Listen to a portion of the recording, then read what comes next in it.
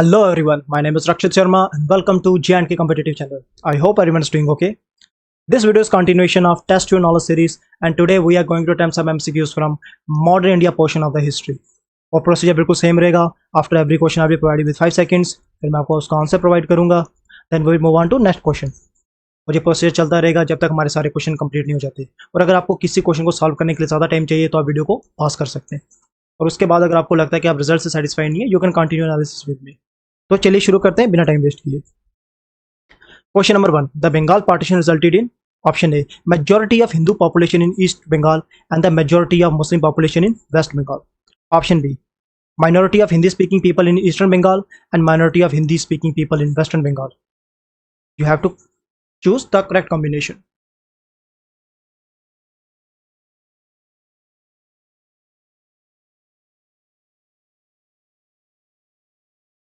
Only B statement is correct, therefore option second is correct. Let's move on to next question. Question number 2. Which statement is or correct regarding the Surat split? Option A. Ras Bihari Ghosh was presiding over the session. Option B. The split took place in 1907. Option C. The motto of the conference was to end the British rule in India. Choose the correct combination.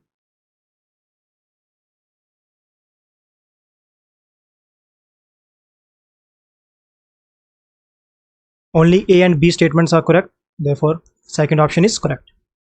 Question number 3. Morley Minto reform took place in which year? Factual information अगर आपको आती है तो आती है, अगर आपको नहीं आती है तो नहीं आती है. Option A 1905, 1919, 1909, 1916.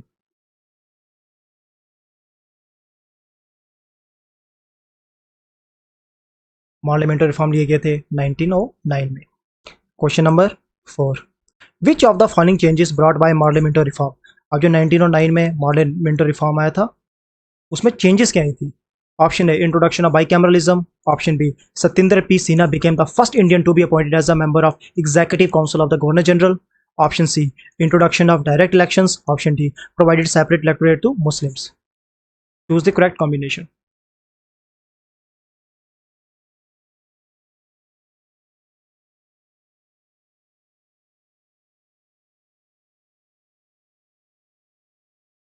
Option B and option D are statement B and statement D are correct. Therefore, fourth option is correct one. Question number 5. Books, newspaper written by Mahatma Gandhi. Navjeevan, The Young Indian Harijan, Indian Opinion, Hindustan. Choose the correct combination.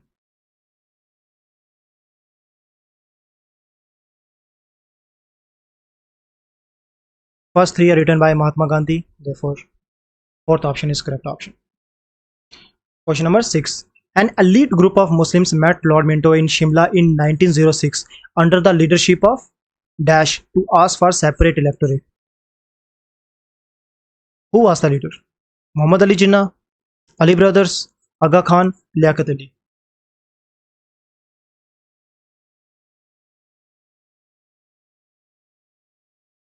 Aga Khan is the right answer. Question number 7. Which statement is wrong about the Lucknow session of 1916? Focus on this word. क्योंकि most of the time अगर आपका कभी कभी क्या आ गया wrong option आ गया, अगर यहाँ पे लिखा हुआ नॉट या रॉन्ग, तो चांसेस हैं कि आप वो क्वेश्चन ज़्यादा गलत करके आएंगे. इसलिए इस वर्ड पे हमेशा क्या करेंगे, फोकस रखें. Option A. Sarojini Naidu gave Jinnah the title of Hindu Muslim unity. Option B. For the first time Muslim League and Indian National Congress joined hands. Option C. This session was presided by Ambika Charan Majumdar. Option D. Muslim League agreed to discontinue separate electorate for the Muslims.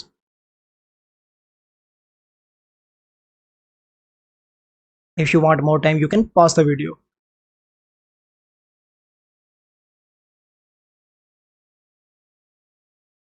Statement 4 is wrong, therefore option D is correct answer. Question number 8. Gandhiji started his phase of struggle in India by 3 movements. These are those 3 movements. You have to arrange them in chronological order. Kheda Satyagraha, Champaran Satyagraha, Ahmedabad Mill Strike.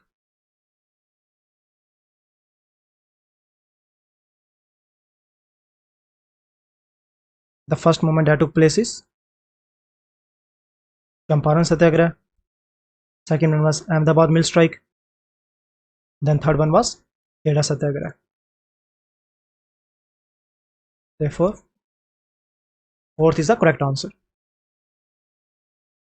Question number 9. Centralization process under British started from the Regulating Act of 1773. But in which act complete centralization took place? Centralization क्या होता है? जहाँ पे किसी एक entity के पास क्या हो, मैक्सिमम पावर हो.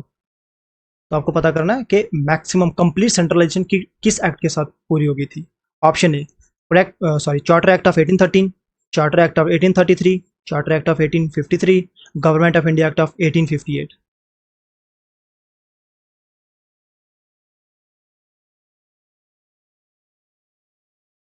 And the correct answer is option B, Charter Act of 1833. Question number 10. Which of the following book is not written by Pandit Jawaharlal Nehru? Not. Always focus on this word.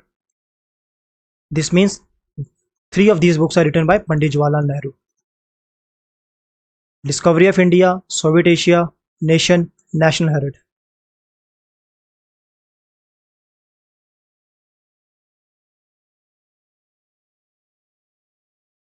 Nation is not written by Pandit Jawaharlal Nehru, therefore option C is correct answer. Question number 11. In which act East India Company's trade monopoly ended? Charter Act of 1813, Charter Act of 1833, Council Act of 1861, or option D, Government of India Act of 1858.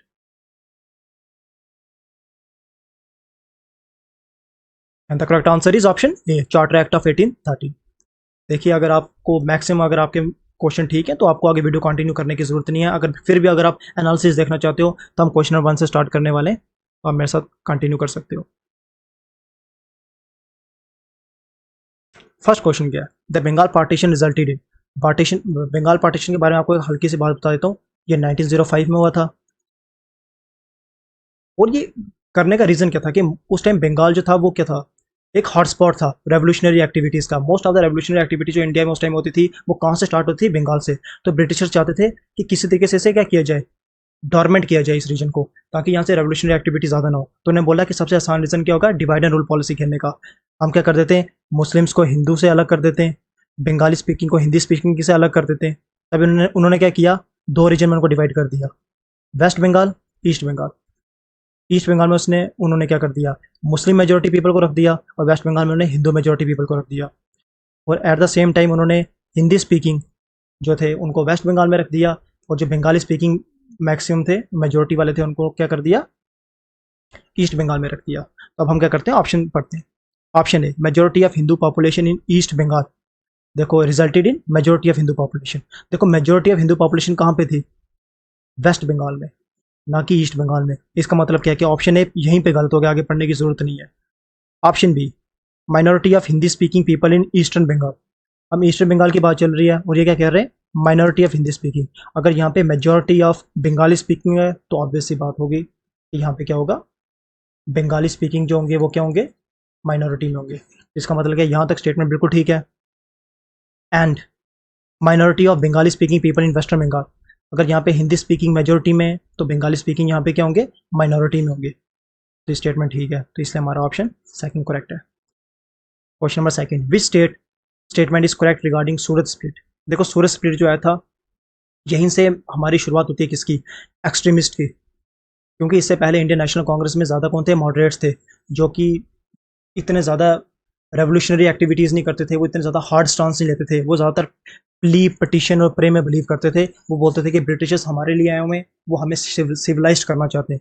तो वो काफ़ी ज़्यादातर constitutional वे से वो क्या करते थे, कोई भी प्रोटेस्ट वगैरह करते थे. लेकिन जो एक्सट्रीमिस्ट थे वो बोलते थे कि हमारी डिमांड पूरी करो. वो उनको एग्रेसिव तरीके से क्या डिमांड अपनी पूरी करवाते थे. उसकी शुरुआत कहाँ से हुई थी, सूरत स्प्लिट से. क्यों? क्योंकि 1905 में ऑलरेडी आपको बता चुका हूँ कि सूरत स्प्लिट हुआ था, और इसी के लिए क्या किया गया था, इन्होंने स्टार्ट किया था स्वदेशी मूवमेंट. स्वदेशी मूवमेंट जब उन्होंने स्टार्ट की थी तो एक्सट्रीमिस्ट की डिमांड थी कि इसे किया जाए, पूरे इंडिया में फैलाया जाए. पर मॉडरेट्स कह रहे थे कि सिर्फ इसको बंगाल में ही रखा जाए, इसको ज़्यादा फैलाने की जरूरत नहीं है. और डिफरेंट इन आइडियोलॉजीज की वजह से क्या हो गया था कि एक्सट्रीमिस्ट और मॉडरेट्स के बीच क्या आ गया था, फ्रैक्शन आ गई थी, और उसी को हम क्या कहते हैं, सूरत स्प्लिट. और वो कब की गई थी 1907 में। तो इसका मतलब क्या है, ऑप्शन बी करेक्ट है। और रास Bihari Ghosh was presiding over the session. बिल्कुल रास बिहारी घोष ही कर रहे थे। जो एक्सट्रीमिस्ट थे वो क्या चाहते थे बेसिकली उस टाइम, वो चाहते थे बाल गंगाधर तिलक को रखा जाए प्रिसाइडिंग ऑफिसर, क्योंकि जो प्रिसाइडिंग ऑफिसर होता था उस उन्हीं की बात मानी जाती थी, जो वो स्टांस लेना चाहते थे उन्हीं के हिसाब से सब कुछ चलता था। पर एक रूल भी था। रूल क्या था कि अगर आप किसी प्रोविंसेस में रहते हो, जिस प्रोविंस में आप रहते हो, अगर वहाँ पे इंडियन नेशनल कांग्रेस का सेशन हो रहा है, तो अगर आप उस प्रोविंस से बिलोंग करते हो तो आप प्रिसाइडिंग ऑफिसर नहीं बन सकते। पहले वो कहीं और हो रहा था सेशन, पर लास्ट टाइम उन्होंने क्या कर दिया, सूरत में उसको लेके आ गए। और सूरत से जो बॉम्बे प्रेसिडेंसी के अंदर आता था, और बॉम्बे में रहते थे हमारे बाल गंगाधर तिलक, तो इसलिए वो क्या कर नहीं बन पाए इसके प्रिसाइडिंग ऑफिसर। और इस बात की भी काफ़ी ज़्यादा गुस्सा था किसको, एक्सट्रीमिस्ट को। इस वजह से क्या हो गया कि फ्यूल मिल गया उनको, जिससे वो डिसएग्री कर रहे थे मॉडरेट से, और मॉडरेट्स ने उस टाइम रास बिहारी घोष को क्या किया था, अपना प्रिसाइडिंग ऑफिसर रखा था। तो ऑप्शन ए भी करेक्ट है। Option C, the motto of the conference was to end the British rule in India. देखो ब्रिटिश रूल को एंड करने की ना, क्योंकि मोस्ट ऑफ द, आप अगर 1929 तक की हिस्ट्री देखोगे इंडिया की, तो लास्ट टाइम तक हम क्या मांग रहे थे, डोमिनियन स्टेटस मांग रहे थे, क्योंकि यहाँ तक हम फुल्ली इंडिपेंडेंस नहीं मांग रहे थे। हम नहीं चाहते थे कि ब्रिटिश रूल खत्म हो जाए। तो यहाँ तक तो अभी बात ही क्या चल रही है 1907 की। तो ये मोटो तो नहीं था इसका कि ब्रिटिश रूल को क्या किया जाए, उसी टाइम एंड कर दिया जाए। इसलिए हमारा ऑप्शन सेकंड करेक्ट है। Question number 3, model Minto reform to place in which of the year. ये आपको याद रखना पड़ेगा, 1909 में होता है। और आपको ये भी नहीं याद रखना पड़ेगा, आपको कम से कम ये भी याद रखना पड़ेगा 1990 में मोंटेगो कैम्पस्पॉट रिफॉर्म हुआ थे, 1935 में 1935 में गवर्नमेंट ऑफ इंडिया एक्ट पास हुआ था। और इसमें जो रिफॉर्म आए थे ना, जो चेंजेस आई थी, आप उसके बारे में भी पढ़ लें, क्योंकि ये एक्ट आपके लिए तीन बहुत ज़्यादा इंपॉर्टेंट हो गए। मॉडल मिंटो रिफॉर्म हो गया कौन सा, 1909, 1919 का हो गया आपका कौन सा, मोंटेगो कैम्पस्पॉट, और government of India act of 1935। Question number 4, which of the following changes brought by model Minto reform. देखो अभी मैंने जिसकी आप बात की आपको, जो 1909 में आए थे, तो 1909 में मॉडल मिंटो रिफॉर्म आए, तो उसमें चेंजेस क्या क्या आई थी। ऑप्शन है इंट्रोडक्शन ऑफ बाइकैमरलिज्म, बिल्कुल नहीं, ये 1919 में आया था। और ये कौन से थे, मोंटेग्यू कैम्पस्पॉट reform. Option B, Satyendra P Sinha became the first Indian to be appointed as a member of executive council of the governor general, बिल्कुल 100% ये हुआ था 1909 में, मॉडल मिंटो रिफॉर्म में ही आया था। Option C, the introduction of direct elections, बिल्कुल नहीं, ये भी 1919 में आए थे मोंटेग्यू कैम्पस्पॉट रिफॉर्म में। Provided separate electorate to the Muslims. देखो 1906 में आगा खान गए थे शिमला में मिंटो के पास, उन्होंने डिमांड की थी कि हमें क्या चाहिए, सेपरेट इलेक्टोरेट चाहिए मुस्लिम्स के लिए। तो मुस्लिम लीग्स को, सॉरी, जो उस टाइम मुस्लिम्स थे उनको क्या मिल गया था, सेपरेट इलेक्टोरेट मिल गया था। क्योंकि ऐसी चीज़ें ना ब्रिटिश बहुत जल्दी इनको प्रोवाइड कर देते थे। जिन चीज़ में इंडियन डिवाइड हो जाते थे, ब्रिटिश चाहते थे कि वो क्या करें, इन चीज़ों की डिमांड करें, तभी इनकी ये डिमांड इतनी जल्दी पूरी हो जाती थी। तो इसका मतलब क्या हो गया, option B and option D is correct answer. Question number 5, books newspaper written by Mahatma Gandhi. अब आपको इतना तो पता होना चाहिए, क्योंकि 20 से 25 के बीच जो हमारे रेवोल्यूशनरीज थे, उन्होंने कौन कौन सी बुक्स लिखी थी, कौन कौन सा न्यूज़पेपर पब्लिश किया था, कम से कम आपको इनका इतना पता होना चाहिए। एक ही पेज के अंदर सारी इन्फॉर्मेशन आ जाएगी, ज़्यादा से ज़्यादा इतनी ज़्यादा इन्फॉर्मेशन है नहीं, और हर बार कम से कम 1 से 2 क्वेश्चन आपको एग्जाम में आएंगे। इस बार 7 क्वेश्चन हिस्ट्री से आए थे, जिसमें से 2 क्वेश्चन कौन से थे, सिर्फ बुक्स और इनके थे। एक एनी बेसेंट से बिलोंग करता था कोई बुक से, और शायद दूसरा था बाल गंगाधर तिलक का। इसका मतलब क्या है कि हिस्ट्री में सिर्फ बाकी 5 क्वेश्चन आपके, बाकी पूरी हिस्ट्री से आए थे, 2 क्वेश्चन आपके, सिर्फ एक पेज अगर आप याद कर लोगे 20 से 25 किसने बुक्स लिखी है, न्यूज़पेपर लिखी है, तो आपको वहाँ से क्वेश्चन निकल जाएगा। और ये हर बार आता है, अगर हिस्ट्री पोर्शन है तो रेवोल्यूशनरीज ने कोई भी बुक्स लिखी है वो आपको मैक्सिमम टाइम आता है। देखिए Navjivan, the young Indian, Harijan, Indian opinion, ये तीनों गांधी जी ने बिल्कुल लिखी है। हिंदुस्तान इन्होंने लिखी है, हिंदुस्तान किसने लिखी है, मदन मोहन मालवीय ने। इसलिए हमारा ऑप्शन 4 करेक्ट जाता है। देखो मदन मोहन मालवीय के बारे में आपको मैं एक एक्स्ट्रा इन्फॉर्मेशन ये देना चाहूँगा कि जब 1930s में हमारी राउंड टेबल कॉन्फ्रेंस हुई थी, बी आर अम्बेडकर ने जाके उनको अटेम्प्ट किया था। तो बी आर अम्बेडकर ने डिमांड की थी कि दलित को क्या दिया जाए, सेपरेट इलेक्टोरेट दिया जाए। और इस बात से कौन ज़्यादा नाराज़ हो गए थे, गांधी जी नाराज़ हो गए थे। उन्होंने बोला था कि ये ब्रिटिश हमें डिवाइड कर रहे हैं और आप उनकी बिल्कुल चाल में फंसते जा रहे हो। लेकिन बी आर अम्बेडकर बोल रहे थे कि हमारी प्रेजेंटेशन होना बहुत ज़रूरी है, क्योंकि हमारा सोशल स्टेटस बहुत कम है हमारे दलित का। तो गांधी जी ने बोला था कि हम आपको क्या करेंगे, रिजर्वेशन प्रोवाइड करेंगे। तो लास्ट में जब बी आर अम्बेडकर मान गए, तब उनके बीच एक पैक्ट हुआ था, इसका नाम था पूना पैक्ट। इसके बारे में आपको पता होना चाहिए, एक बार पढ़ लेना। और इस पूना पैक्ट को ना गांधी जी ने साइन नहीं किया था, गांधी जी की तरफ से मदन मोहन मालवीय ने साइन किया था। क्यों? क्योंकि गांधी जी उस टाइम कहाँ पे थे? जेल में थे। चलते हैं नेक्स्ट क्वेश्चन की तरफ। Question number 6, an elite group of Muslim met Lord Minto in Shimla in 1906 under the leadership of Aga Khan. देखो ये फैक्चुअल इन्फॉर्मेशन, ये आपको पता होना चाहिए इसके बारे में। और इसे क्या कहते हैं हम? शिमला डेपुटेशन। देखो शिमला डेपुटेशन वर्ड आता है तो आपको क्या पता होना चाहिए कि मुस्लिम जब डिमांड करने गए थे किसकी? सेपरेट इलेक्टोरेट की। Question number 7, which statement is wrong. जब भी क्वेश्चन आता है रॉन्ग और नॉट में पक्का ध्यान रखें। About Lucknow session of 1916। देखो ये लखनऊ सेशन भी आपके लिए काफी ज्यादा इंपॉर्टेंट हो जाता है, इसको एक बार आप अच्छी तरीके से पढ़ लें। Sarojini Naidu gave the Jinnah the title of Hindu Muslim unity. पहली बार क्या हुआ था बेसिकली कि मुस्लिम और लीग और इंडियन नेशनल कांग्रेस के हुए थे, एक साथ आए थे। क्यों? उस टाइम वर्ल्ड वार फर्स्ट चल रही थी और ब्रिटिशर्स के ऊपर बहुत ज़्यादा प्रेशर था, क्योंकि वो एक तरफ वॉर लड़ रहे थे। तो इन्होंने सोचा कि अगर हम यहाँ पे हैंड मिला लेते तो क्या होगा, उससे हम ब्रिटिशर से कोई भी डिमांड इस टाइम फुलफिल करवा सकते हैं। क्योंकि ब्रिटिश को वहाँ से प्रेशर भी आ रहा है और अगर यहाँ से प्रेशर आएगा तो ब्रिटिशर्स को बात माननी पड़ेगी। तो इस बात के लिए मोहम्मद अली जिन्ना ने किससे ज्वाइन हैंड किया था? इंडियन नेशनल कांग्रेस से। और इसी बात के लिए जो सरोजिनी नायडू थी उन्होंने जिन्ना को क्या किया था? हिंदू मुस्लिम यूनिटी का टाइटल दिया था। Option B, for the first time Muslim League join. ये ऑलरेडी मैं भी आपको बता चुका हूँ कि मुस्लिम लीग ने क्या किया था? इंडियन नेशनल कांग्रेस से हैंड ज्वाइन कर दिया था। Option C, this session was presided by Ambika Charan Majumdar. बिल्कुल, प्रिसाइडिंग ऑफिसर उस टाइम कौन थे? अंबिका चरण मजूमदार थे। Option D, Muslim League agree to discontinue separate electorate. देखो ऐसी कोई बात नहीं थी, जब तक हमारा देश आज़ाद नहीं हुआ तब तक मुस्लिम लीग ने सेपरेट इलेक्टोरेट नहीं छोड़ा। तो इसलिए ये ऑप्शन क्या हो गया? गलत हो गया।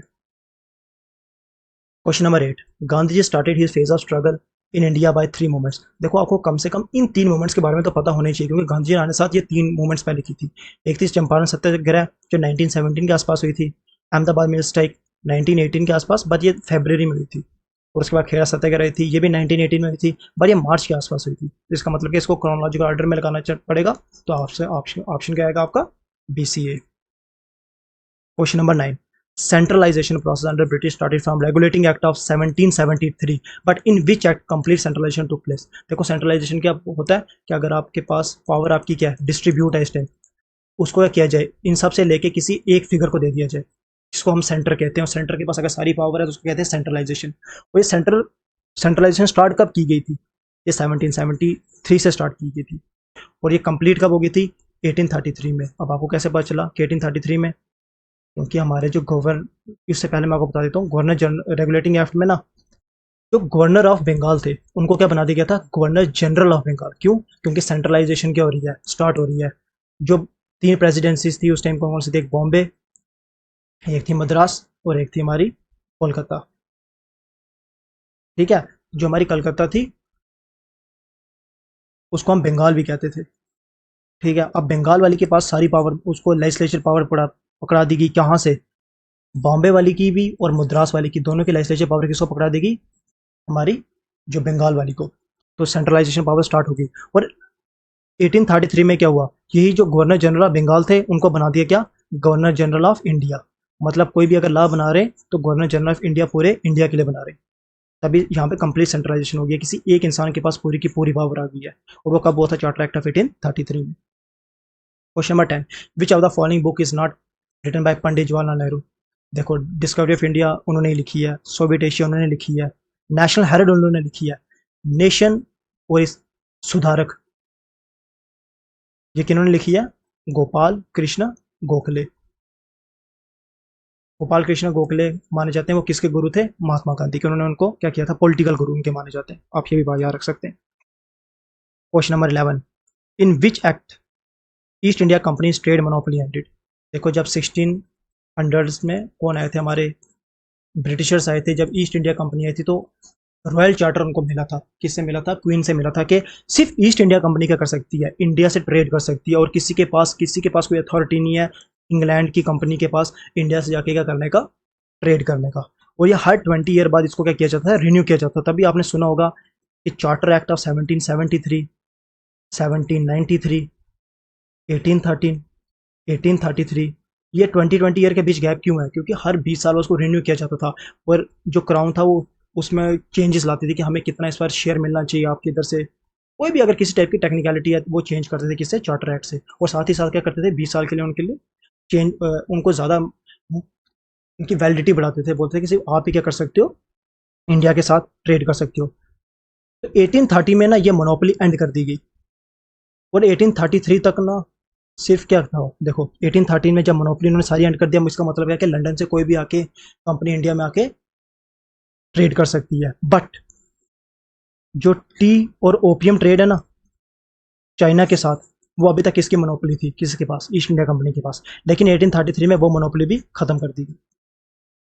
आई होप कि वीडियो ये आपके लिए प्रॉफिटेबल रही होगी। अगर आपको एनालिसिस में अभी भी कुछ लग रहा है कि आप कहीं कमी रह गई है और आपका कोई डाउट कंप्लीट नहीं हुआ है, तो आप क्या कर सकते हो, नीचे कमेंट सेक्शन में पूछ सकते हो। Thank you.